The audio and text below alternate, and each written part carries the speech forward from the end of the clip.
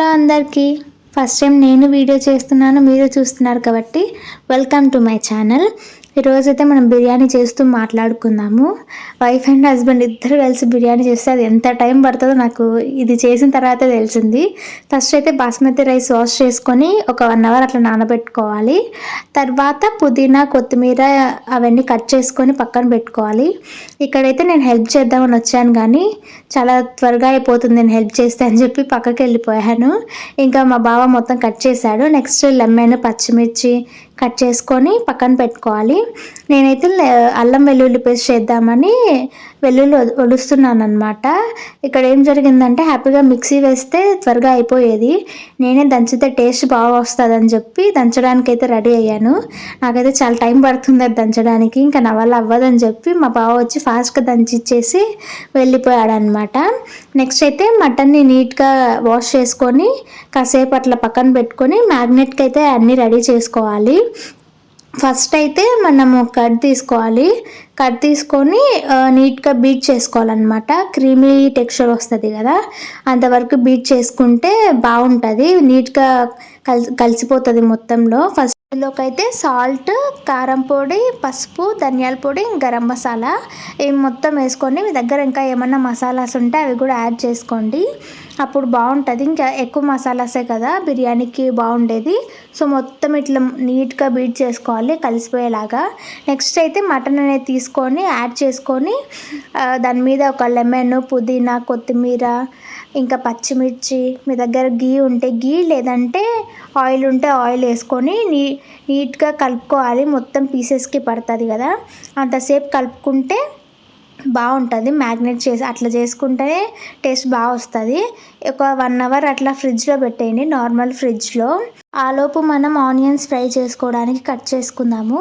ఇట్లా సన్న సన్న ఆనియన్స్ కట్ చేసుకోండి, ఫ్రైకి అప్పుడే బాగుంటుంది.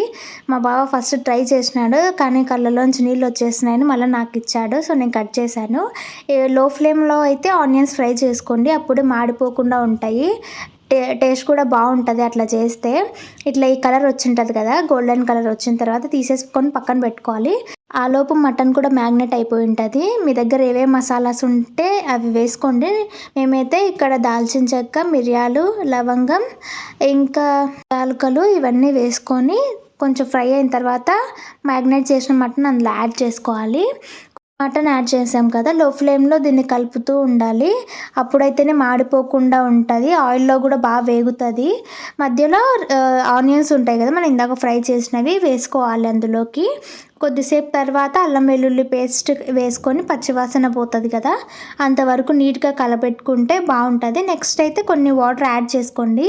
మీరు కుక్కర్లో పెట్టుకుంటే చాలా బెటర్ ఈ ప్రాసెస్, ఎందుకంటే మటన్ కాబట్టి. చికెన్ అయితే పర్లేదు, నార్మల్గానే పెట్టేసుకోవచ్చు. మటన్ కాబట్టి చాలా టైం పట్టింది ఉడకడానికి.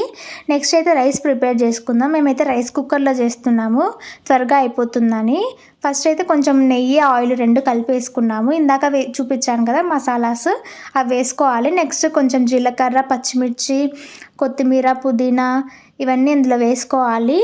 వేసుకున్న తర్వాత నీట్గా కలుపుకోవాలన్నమాట. కొద్దిసేపు ఫ్రై అయిన తర్వాత కావాల్సిన వాటర్ యాడ్ చేసుకోవాలి. నార్మల్గా మనం రైస్కి వాటర్ పెడతాం కదా కరెక్ట్ క్వాంటిటీతో, అంతకన్నా ఒక గ్లాస్ తగ్గించే పెట్టండి, అప్పుడైతే కరెక్ట్గా సరిపోతుంది బిర్యానీకి రైస్ అయితే.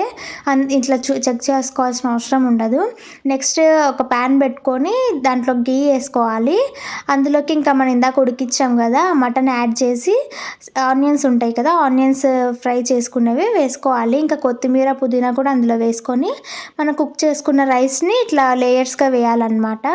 వేసిన తర్వాత ఒక మధ్యలో మనకు గ్రేవీ వస్తుంది, కుక్కర్లో వేసుకున్న ఇందాక మన మటన్లోంచి గ్రేవీ వచ్చి ఉంటుంది కదా, ఆ గ్రేవీ తీసుకొని యాడ్ చేసుకొని మళ్ళీ దాని మీద ఇంకొక లేయర్ రైస్ వేయాలి.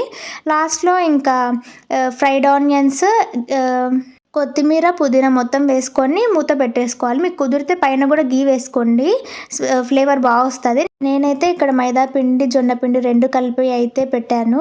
తర్వాత ఒక 10 to 15 minutes అట్లా దమ్లో పెట్టేస్తే, కింద ప్యాన్ పెట్టుకోండి. మీరు మీ దగ్గర ఏదైనా మందం ఉండేది పెట్టుకుంటే కింద మాడిపోకుండా వస్తుంది. మేము అనుకున్న దానికంటే నిజంగా బాగా వచ్చింది, టేస్ట్ అయితే నిజంగా బాగుంది.